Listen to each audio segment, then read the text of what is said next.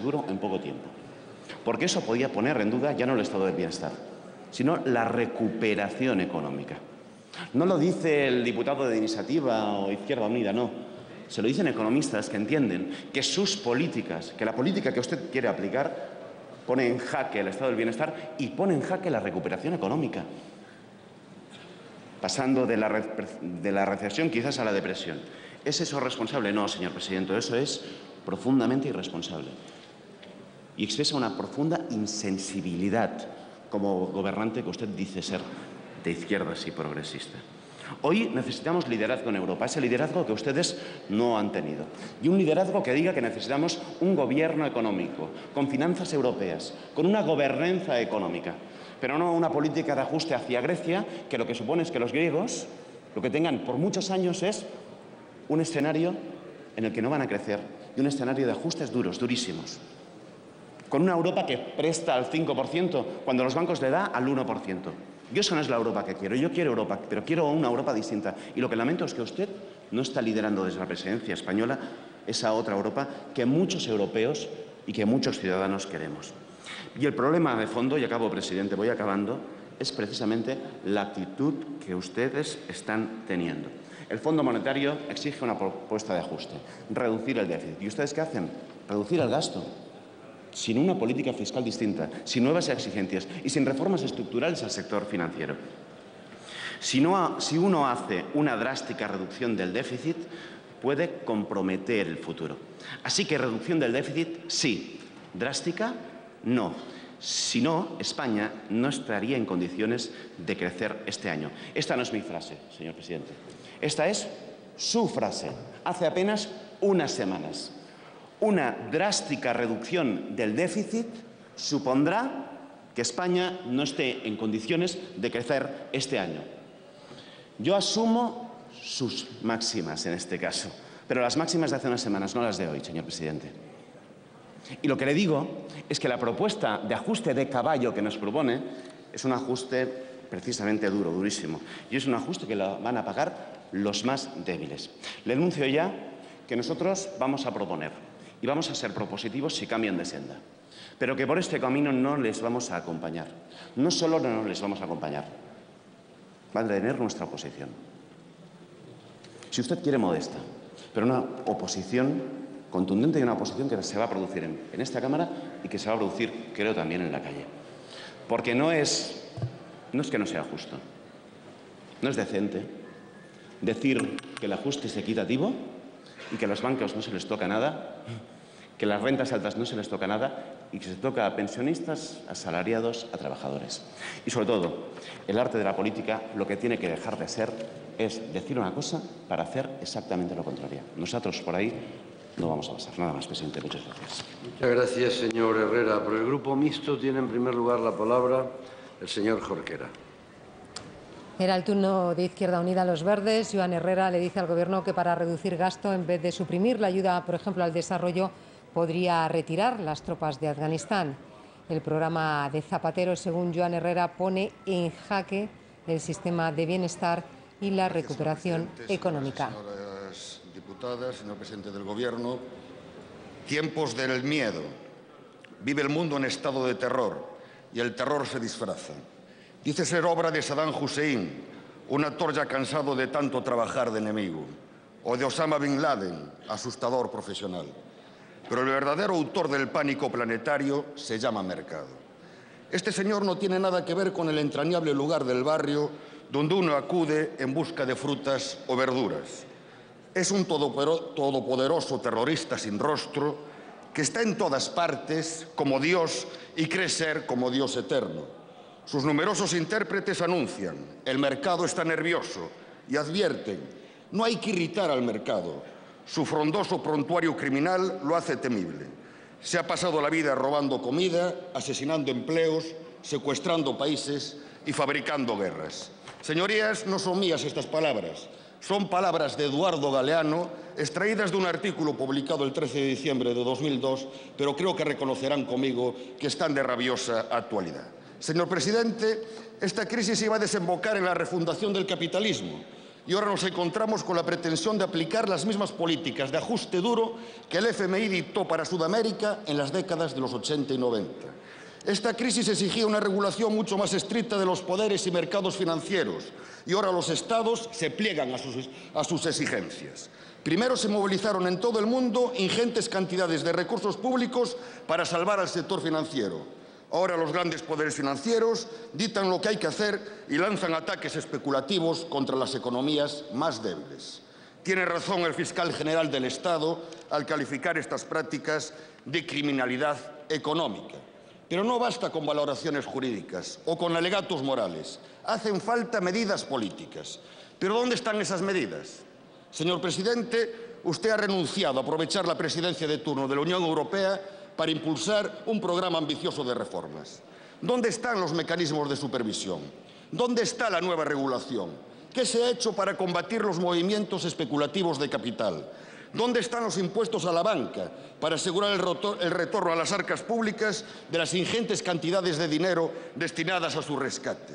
¿Por qué no se apuesta por una agencia europea de calificación que ponga coto a las influencias de las agencias que no son neutras ni independientes? Pertenecen en su gran mayoría a los grandes grupos financieros norteamericanos y están al servicio del afán de lucro de sus prestamistas. ¿Por qué no se revisan las bases de la convergencia europea?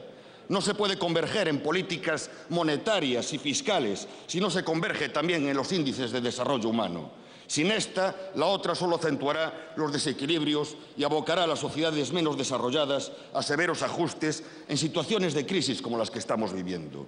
No se ha hecho nada al respecto. El camino elegido ha sido el contrario, la rendición de la democracia a la mercadocracia. En el plan de rescate a Grecia, la usura parece primar sobre otras consideraciones. ¿Cómo calificar, si no, que los bancos accedan a préstamos del Banco Central Europeo al 1% de interés para adquirir bonos griegos al 5%?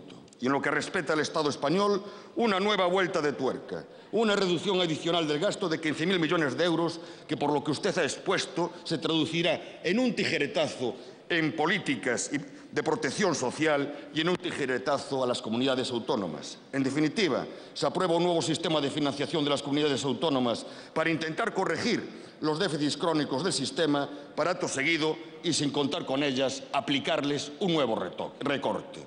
¿Por qué no se reducen gastos suprimiendo ministerios? La reducción de ministerios de su gobierno, más allá de su efecto en la disminución del gasto, sería una señal inequívoca de su compromiso con ser austero en aquellos ámbitos donde la austeridad sí es exigible, sin tocar la inversión productiva, las políticas sociales o los servicios públicos básicos. Hoy estaba prevista inicialmente su comparecencia para hablar de Afganistán. Ahí también se puede reducir el gasto, reconsiderando una presencia militar a la que se opone buena parte de la opinión pública y que no está sirviendo para alcanzar los objetivos que se invocan para justificarla. ¿O por qué no se opera en el terreno de los ingresos, abordando de una vez una reforma fiscal que incremente la progresividad del sistema, que exija un mayor esfuerzo fiscal a las rentas más altas? El camino elegido ha sido otro. Traducido a Román Paladino, transferir renta de los sectores populares para que paguen una crisis que ellos no generaron. Así es como se aplica y como se entiende siempre la solidaridad, al revés de cómo hay que practicarla. Y para completar el escenario, la gran reestructuración del sector financiero consiste en pactar con el señor Rajoy una reforma de la Lorca que inicia el camino para privatizar y bancarizar las cajas, alejándolas de su naturaleza social y de su vínculo territorial. Señor presidente, personas del prestigio de Paul Krugman han dicho que los gobiernos tienen que escoger entre establecer como prioridad la lucha contra el desempleo o la reducción drástica del déficit. Ustedes han escogido lo segundo, contradiciendo abiertamente compromisos que anteriormente usted había verbalizado. Usted apela a la responsabilidad cuando en su propio discurso admite que este plan de ajuste va a recortar las expectativas de recuperación económica. ¿Cuál es la prioridad entonces? Señor presidente, le anuncio que precisamente por responsabilidad el BNG no va a apoyar estas medidas, al contrario, tendrán nuestra total oposición. Muchas gracias. Muchas gracias, señor Jorge. Y, por supuesto, en todas las partidas de inversión. Y el señor Rajoy debe conocerlo, si quiere lo conocerá incluso más a fondo. Por tanto, no son estas las reducciones únicas que hacemos para conseguir ese objetivo de minorar nuestro déficit, sino que está afectando a todas las partidas del presupuesto general del Estado, menos a las que afectan a la educación, a la sanidad y a la protección social por el desempleo de manera más contundente y más evidente. Y le añadiré, señor Rajoy, cuando le digo que ese diálogo que me parece bien, hay que hacerlo también entre partidos, se lo digo porque usted, que en privado sí me lo dice, no lo dice aquí en la tribuna. Y yo le pido que tenga ese valor político para decir y recordar a los españoles que el gasto público en este país, el 20% depende del Gobierno, el 20%, y el 35% de comunidades autónomas y ayuntamientos. Y si las comunidades autónomas presentaran esfuerzos de contención del gasto en los capítulos de transferencias, de gasto corriente en la medida que el Gobierno lo ha adoptado, tendríamos un paso más en la reducción del déficit. Esto es algo que conviene que la Cámara debata, conozca, y los españoles, y por supuesto, señor Rajoy, que usted deliberadamente no oculte. Empiece en ese diálogo que vamos a tener con el plan que trae de sus gobiernos autonómicos de reducción del déficit y de la deuda, porque algunas de las administraciones que gobierna el PP son las más endeudadas de todas las que hay en el territorio nacional y complican, sin duda alguna, la situación. Por tanto, señorías, el miércoles tuvimos un encuentro para hablar del apoyo a Grecia y de la reestructuración de las cajas. Luego me referiré un momento al proceso de reestructuración de las cajas. Pero el miércoles no teníamos la situación. Ni nadie podía pensar, ni el miércoles ni el jueves, que la Unión Europea iba a improvisar 700.000 millones de euros para defender el euro. Nadie lo pensó, nadie lo imaginó. Fue fruto de la necesidad de la respuesta a las circunstancias de agravamiento en el sistema financiero, en los mercados y en la situación de las deudas. Ni la Unión Europea improvisó, ni el Gobierno de España improvisa hoy. Lo que hace es responder a unas circunstancias cambiantes desde la crisis que arrastramos de 2008 y que ahora ha tenido una nueva manifestación grave, aguda y de difícil respuesta. Y hay diversos análisis sobre por qué se precipita una situación como la que vivimos en la última semana. El más extendido es la no aprobación de la solución griega por los mercados, los inversores, los tenedores de la deuda, y el riesgo de que esa no aprobación o de que una fórmula que no ha tenido un amplio respaldo pudiera originar y provocar un contagio al resto de los países. Señor Rajoy, claro que hay que hablar de la especulación y de los rumores, porque como bien conoce, y mucho más en una etapa de crisis como la que arrastramos desde el año 2008, las informaciones en determinadas circunstancias provocan efectos en la realidad, efectos en la credibilidad y efectos en la confianza.